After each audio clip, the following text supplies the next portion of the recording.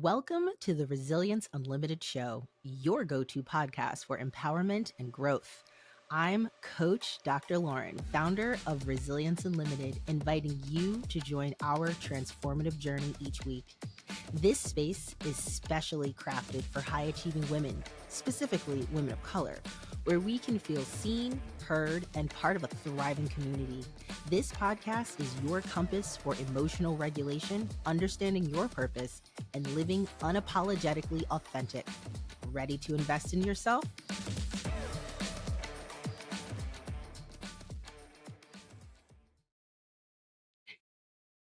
This weekend, I actually really put some thought into what would be a framework that would work for coaching clients, for my ed therapy clients. What are things that I can really basically prove this is the formula, if you will? And obviously, when we hear certain things like formula and blueprint, we just assume like this is the way and it's got to work for everybody and boom, here you go. But that's not really what I mean. And I am actually really excited to talk a little bit more about this resilience framework for the coaching side of my business, because I think it makes more sense for people to really understand the story behind it. And I really want to have the opportunity to do that. So if you are new to the show, welcome. As you know, I am Dr. Lauren, and please be sure to hit the subscribe button. If you are listening to this wherever you get podcasts, I would love your support. I'd love a review. If there's anything that really resonates with you on the show, any aha moments. And if you are watching it on YouTube, please be sure to subscribe and vice versa. So if you're watching and you're not listening, if you're listening and not watching, be sure to support the channels on all channels. And I really would love to hear from you. I want to know what piques your interest. What is your like, wow, I didn't consider that. And also I always do free discovery calls. So today I really want to talk about the framework in such that it is actually personal to me. And that I'll come on and I'll do these little short snippets and have a metaphor for life, or I've brought on guests who've talked about their resilience, but this is really near and dear to me, which is why I choose to work with women of color that exhibit signs and symptoms of ADHD, because that's my story. So within that journey of being a Black professional, high achieving woman with ADHD and anxiety and all of that, I realized that it wasn't just managing that piece, but it was also managing my life as a whole. And I mean, professionally, personally, health wise, mental health wise, physical health, all of the things. And so there are 5 pillars in my framework that was really inspired by Maslow's hierarchy of needs. And those of you who are not quite sure what that is, it's in the psychology world of this is why people might function in society the way they are based on where they are in the pyramid. So because I was a psychology major in college and I'm an educator as well, I'm all about really finding concrete frameworks that make sense to me, so I know how to really interpret that in a way that works with my style, but also has the research to back it up, if you will. So the 5 pillars frameworks in my resilience coaching, the Illuminate Her coaching side of my business is emotional essentials. And I'm looking over here at my other screen because this is a whole framework that I have really mapped out, and it's actually really fun creating it. Canva's the best. But emotional essentials, security and comfort, connection and belonging, so around 3. 4 is self-esteem and self-worth, and 5 is that higher authentic self. So again, if you're familiar with these rungs, if you will, you can really understand where this is going. So, the emotional essentials is really that foundational piece.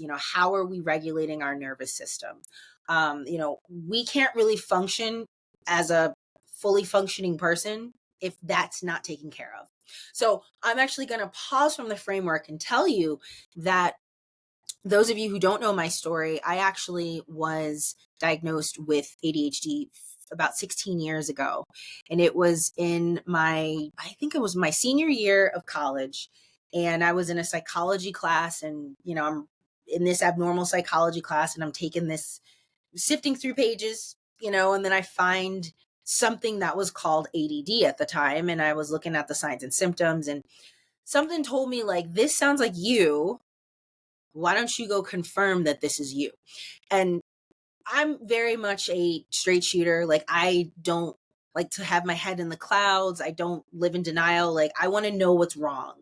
So I'm the kind of person where I'm like, if I'm dying, tell me now, versus some people might be like, don't tell me, don't tell me. Well, I knew something wasn't right with my academic journey. I always loved school, but I struggled. It didn't matter how long I studied, or how hard I tried. I had tutors growing up. Um, it was just hard. I mean, I got like an 850 on my SATs. It was just awful. I just didn't think I was a very smart person. I knew I was really good at athletics, and I knew that I was a really good talker, hence, the podcast. And I was actually shamed for being a talker growing up. So, when I'm in this class and I'm like, well, what if I can get answers? So I got answers by basically walking down to the psych center on campus. And thankfully now, as a professional in this field, I realized that this was a gift to get this psych eval for free, because I know how much it costs for parents to get private psych evals done. So I was able to do that because graduate students obviously needed students to practice their skills on. So I was like, hey, I'll be your guinea pig. So I went down and I had to fill out my side of, why I suspect this is such a thing. And I had to send it to my parents. My parents were not really supportive of that. I think in retrospect, a lot of it was taking it personal, like it was a knock on their parenting. Like, well, it's your fault you're not studying. It's your fault you're struggling with this. Maybe if you weren't always on the phone, if you weren't always on the computer, like whatever it was never like, you know what, this tracks. I'm proud of you for advocating for yourself, anything we can do to help you. Like, it was none of that. It was, and I think a lot of that does tend to happen in the brown and Black communities. We don't want to talk about those things. We don't want to look at those things. Not my child. That's a white people thing. And that's not the case. So because I didn't really have the support, and I really didn't know what the hell was going on, I just knew I got an answer and I didn't know how to process it. And so at that time in my life, I was a not then former, but a full track scholarship athlete at Syracuse University. And, I had to perform. I was paid to perform. I had to go to the conference meets. I had to make sure I was hitting times. And around this time of me getting this diagnosis, I was told the next steps were to get on medication. And I was really on the fence about medication. I was really like, I don't know. I don't take medication. Like, do I need this to function? Like, I've been functioning, air quotes, for 21 years, like, do I really need this? And, at that time, it was like the Ritalin phase. Like, yeah, just take the Ritalin. And at that time, they had Concerta. I don't know if that's still around now, but they're like, well, it's essentially the same thing, but, kids aren't aware that that's really what it is. So they're not sharing it as much. And I don't know. So I just remember I was in another psych class at the time where we talked about medication. And so, of course, I'm torn because I'm learning about medication and mental health. And then I'm also like, do I want to get on this medication? Do I have a mental health issue? So thankfully, I was educated enough and advocate for myself enough where I did end up finding a psychiatrist, and, I was like, fine, I'll follow this plan of action as such as recommended on the psych report. So I got myself a psychiatrist. I got some medication, and I remember this day to a T like it was yesterday. I'm in this office. I walk into this woman's office, and, the difference between a psychiatrist and a therapist / psychologist is psychiatrists don't give a shit about you. Like, they really don't. It's like, okay, how have you been? Boom, boom, boom. Okay, do you need me to increase your medication? All right, cool. Yeah, all right. See you in 6 months. And it's just like, for me, I'm a relationship person. It just didn't work well for me. And so all I remember was she comes in, she doesn't even look at me, and she's skimming down through the thing. And then she said, okay, so we'll just prescribe blah, blah, blah, and blah, blah, blah. And I said, hold on, wait a second. And she kind of looked back at me like, wait, you're the patient, I'm the doctor. And I said to her, I said, did you even read my chart?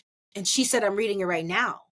And I said, but I don't have depression. Why are you prescribing me a medication for depression?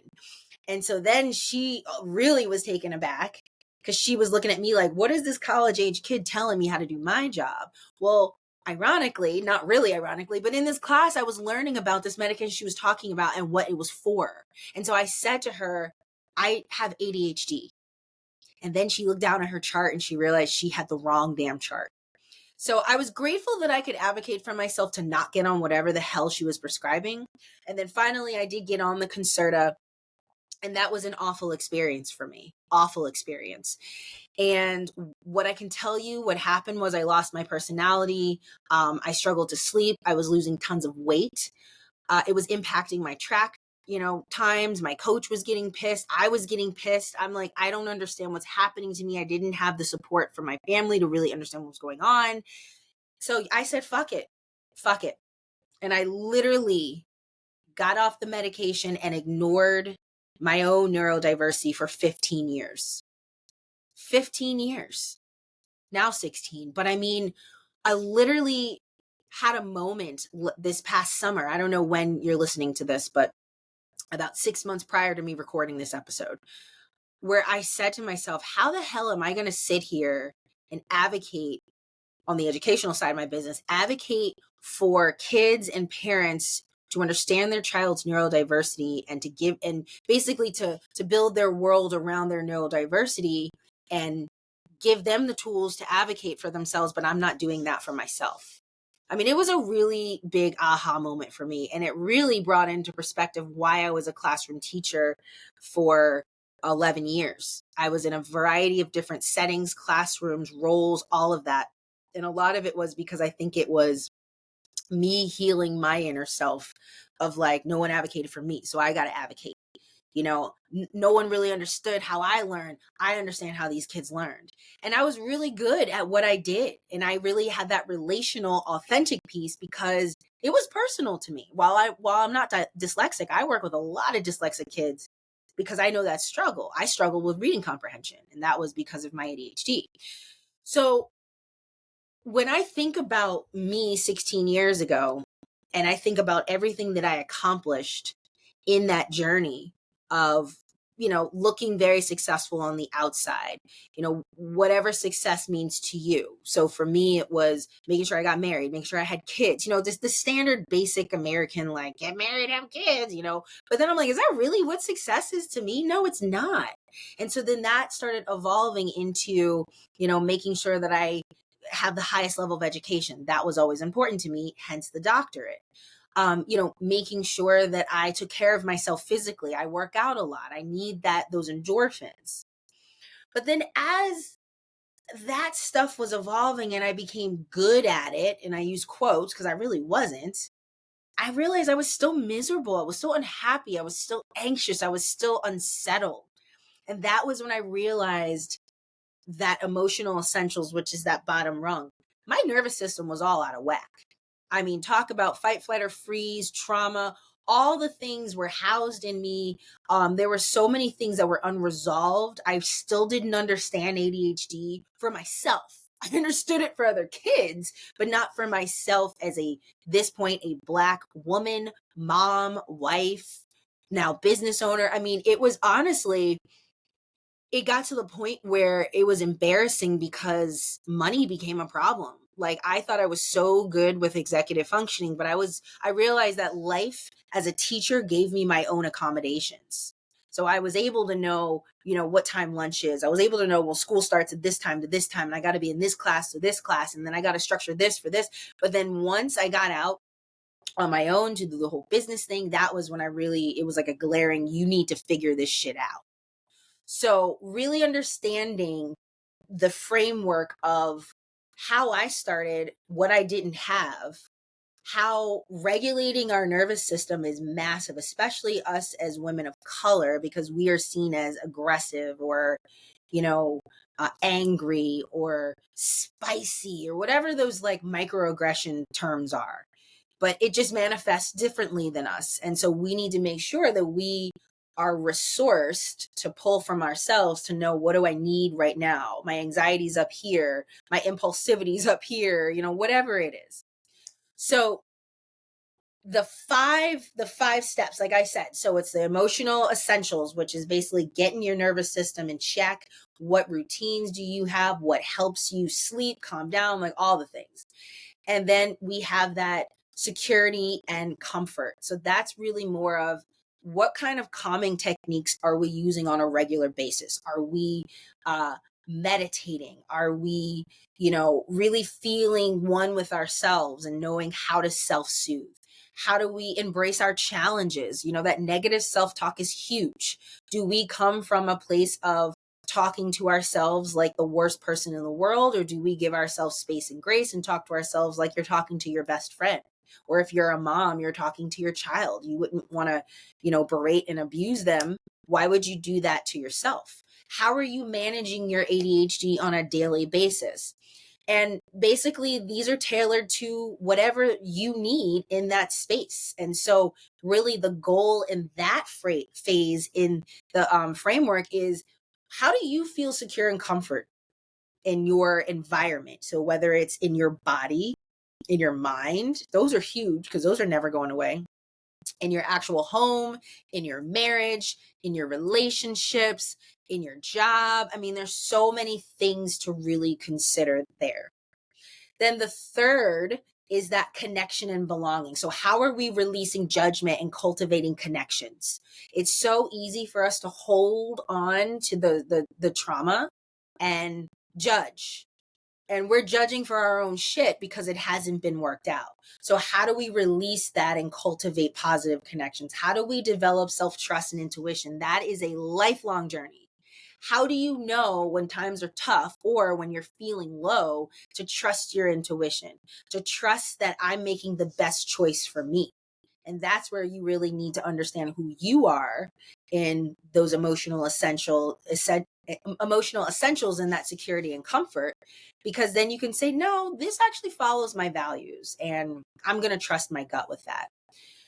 Also, that helps you have confident decision making, so when you are feeling confident in all areas of your life management, emotional management, all of those things, then you're able to really make good decisions and sound decisions. And of course, we're going to have hiccups and maybe that wasn't the best decision, but you're not going to make a decision based on your emotions because everything is really quieted in a place where you can process and think clearly through it. And then, of course, we want self love, right? More than often, we are not loving and caring to ourselves. And just taking a bath and, getting a massage is not really self love. As a matter of fact, I did an episode with Dr. Sherry, and she talked about radical self love. And that is way more than just getting that mani and pedi. I mean, how are we minding the shop here? If you can control what's in here, then you can control what's out there. So connection and belonging is the third step in the framework. Then, of course, we have that esteem and self-worth. So what are your strengths? Do you know your strengths? Do you feel good about your strengths? How do you live to know, like, hey, I'm a neurodiverse business owner and I'm going to talk about it. Hey, I'm a Black woman and I'm going to talk about this in the community. Like, what really is giving you the confidence to radiate your strengths? Again, we're constantly self-building our confidence and fostering that in a way that is catered around our strengths.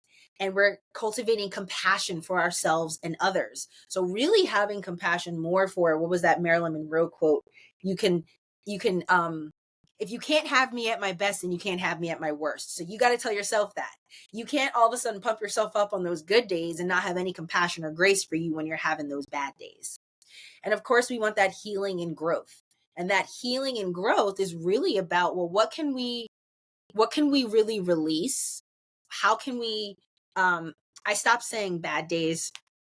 I started saying character building days because there are a lot of them character building days out there. And it really depends on where you are mindset wise. And of course, we're always going to have bad days and good days. But I mean, if you're in a really high vibrational state and you're getting pushed to your limits, it's probably not going to be as hard as it would be if you were in a really low vibrational state and everything and everybody's throwing shit at you.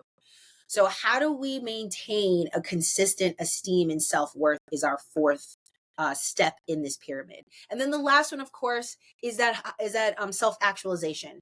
How are we reaching our higher authentic self? So are we living our values? Are we living our daily, monthly, weekly, quarterly, yearly goals, right? Like this is the place where you've done the work and you are consistently working and maintaining the things you've mastered, but still continuing to learn more. So that's that self-exploration piece.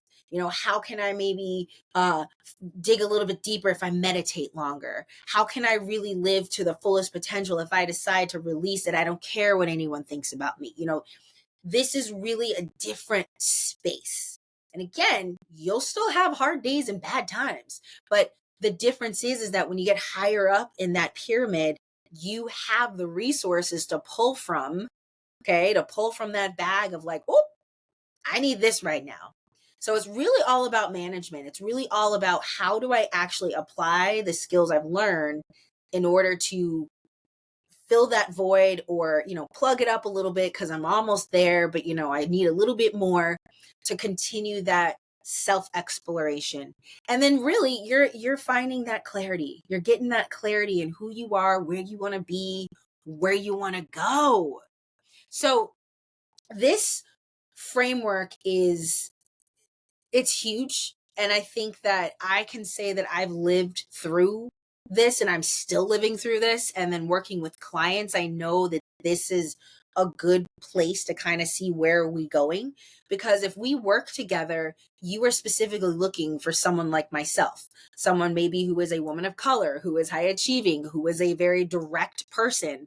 I have a lot of fire in me, a lot of passion, a lot of drive, and I love helping people reach their maximum potential, but I can help clients get there at a really fast rate. And I think it's just because I am an action taker and I love to help have the goals, plan, work backwards, take the action, and then the momentum just keeps going up. And that's honestly, I feel like how I live my life and how I've been able to achieve certain goals and milestones and things like that in my life.